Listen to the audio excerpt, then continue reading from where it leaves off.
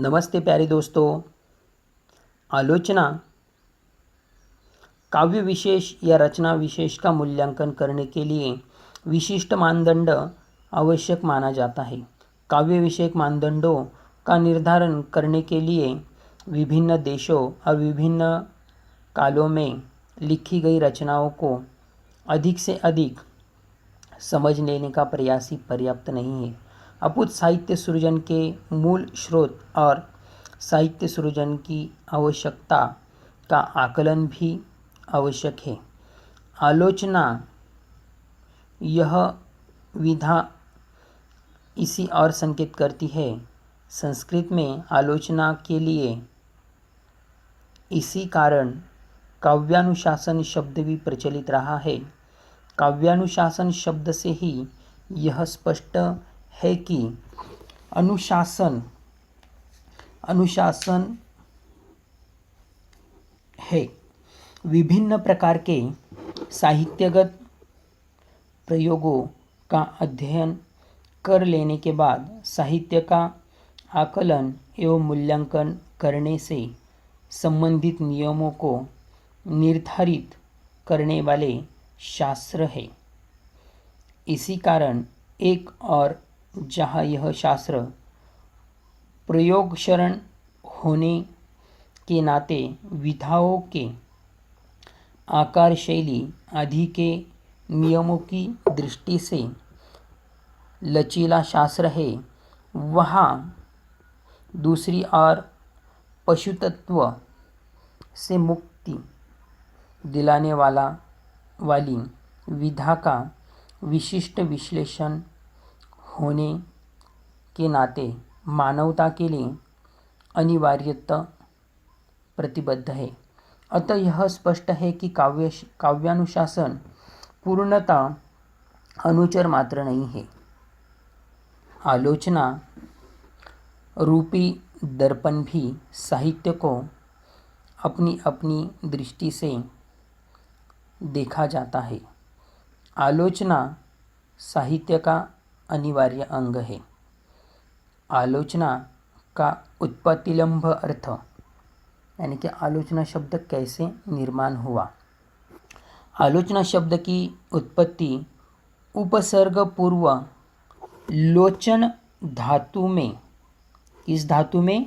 लोचन धातु में ल्यूट और उसके बाद श्री अर्थ में टाप प्रत्यय लगने से हुआ है। जैसे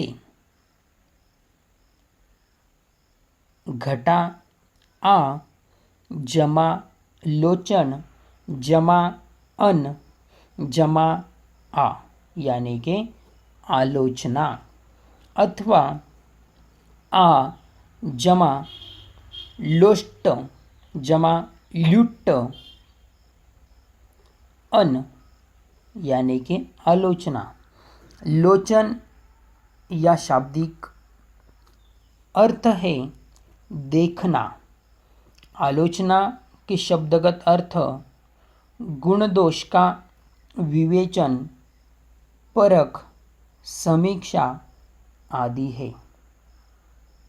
अरस्तु किसी वस्तु या कृति का सम्यक व्याख्या, उसका मूल्यांकन आदि करना ही आलोचना कहता है। प्यारे दोस्तों, सरल और सीधी भाषा में अगर हम बताना चाहेंगे, आलोचना करना यानी कि आपको एक बक्सा दिया गया है और उस बक्से को देखकर आपको क्या लगता है, उसकी प्रतिक्रिया, उसके बारे में बताना, उसे हम आलोचना कहेंगे, आपका मत व्यक्त करना कहेंगे। यद्यपि हिंदी साहित्य में विधा विशेषण के रूप में उस पर अंग्रेजी के लिटरेचर क्रिटिसिज्म की छाप स्पष्ट है। अंग्रेजी के क्रिटिसिज्म शब्द की निष्पत्ति ग्रीक शब्द ग्रीक्सोस से मानी गई है, जिसका अर्थ विवेचन करना अथवा निर्णय देना है। स्पष्ट है कि ग्रीक और सांस्कृतिक शब्द के अर्थ में कोई मूल अंतर नहीं है। वे दोनों ही प्राय एक ही अर्थ का विवेचन करते हैं। आलोचना किसी कवि की या लेखक की परख या परीक्षा करता है। वस्तुतः परीक्षा का अर्थ भी परिजमाइक्षा यानी कि परीक्षा के अनुसार चारों ओर से देखना है। इस शब्द से भी किसी कृति या रचना के विषय में निर्णय देने का अर्थ ही प्रकाशित होता है। आगे हम दोस्तों आलोचना की परिभाषाएं अनेक विद्वानों द्वारा की गई है, वह हम देखेंगे। उसमें मुख्यतः रिसर्च के शब्दों में हम देखेंगे कि उन्होंने क्या किया है, क्या कहा है। रिसर्च वह कहते हैं to step up a critic is to step up a judge of values। अर्थात आलोचक का कार्य मूल्यों के निर्णायक का अर्थ होता है। आगे हम देखेंगे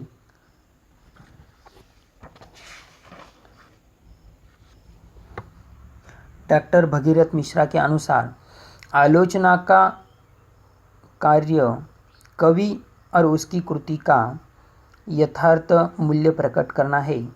कलात्मक उद्दिष्टता का पूर्ण प्रकाशन आलोचना का श्रेष्ठ कार्य है।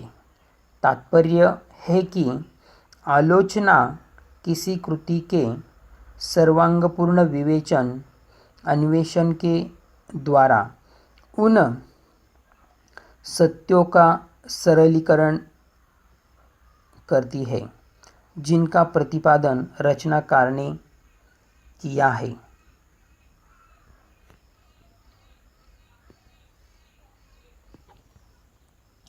आगे हम देखेंगे आलोचक के गुण। आलोचक में क्या क्या गुणों की आवश्यकता होती है। साहित्यिक रचना के अधिकारी आलोचक में विशिष्ट गुणों का होना आवश्यक है, अनिवार्य है। गुणी व्यक्ति ही गुणों की परख कर सकता है। अतः कहा गया है कि गुणी गुण वेत्ति न वेत्ति गुण।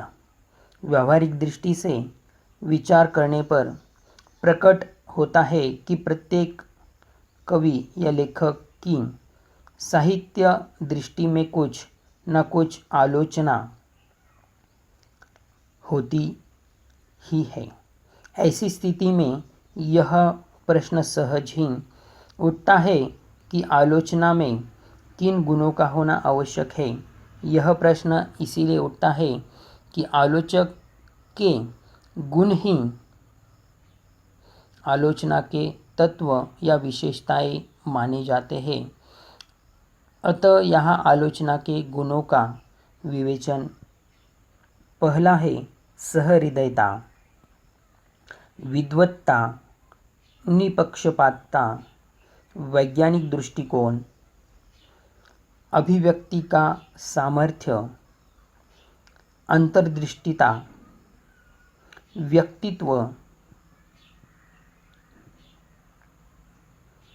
इस तरह के मुख्य तौर पर आलोचक में यह गुण होने मुख्य होते हैं।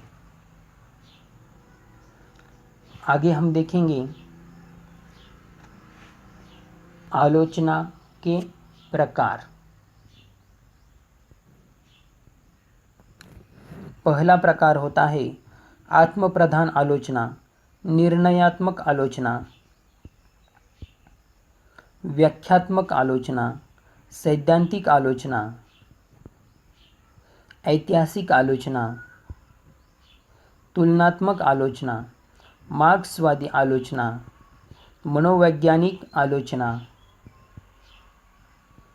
तो प्यारे दोस्तों, इस तरह से यहाँ पर यह पूर्णता इकाई हमारी समाप्त हो जाती है। अगली दृश्य काव्य, नाटक, एकांकी और नाटक के भेद इस इकाई के साथ हम फिर से जुड़ेंगे। तब तक के लिए धन्यवाद।